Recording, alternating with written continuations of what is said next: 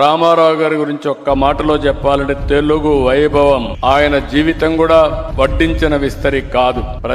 ప్రతిదీ కష్టపడి చేశాడు.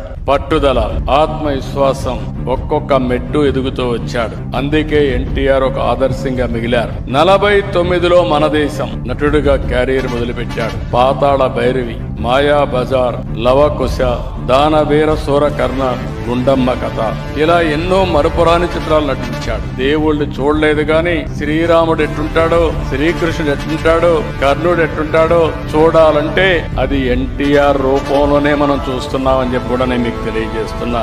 సినిమాల్లోనే కాదు, ఒక రాజకీయాల్లో ఒక ఆదర్శ నేత.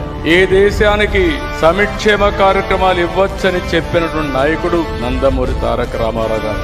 ఆ రోజుట్లో 2 రూపాయల కేజీ బియ్యం, సగం ధరకే చీర దోవతి, 50 రూపాయలకే HP కరెంట్ ఇవ్వడం, ఇలాంటి పేదవాళ్ళందరికీ పక్కా ఇళ్లు కట్టడం 1-2 కార్యక్రమాలు కాదు, అనేక కార్యక్రమాలు చేశాడు. అందుకే మనం అందరం గుర్తుపెట్టుకోవాలి, ఎన్టీఆర్ అంటే రాజకీయాల్లో ఒక సంచలనం, ఎన్టీఆర్ అంటే ఒక ఉత్తేజం, ఉత్సాహం, ఎన్టీఆర్ అంటే ఆవేశం, ఆత్మాభిమానం, ఎన్టీఆర్ అంటే రామరాజ్యం, పేదల సంక్షేమం, ఎన్టీఆర్ అంటే నాటికి నేటికి ఎప్పటికీ తెలుగు జాతి వైభవం.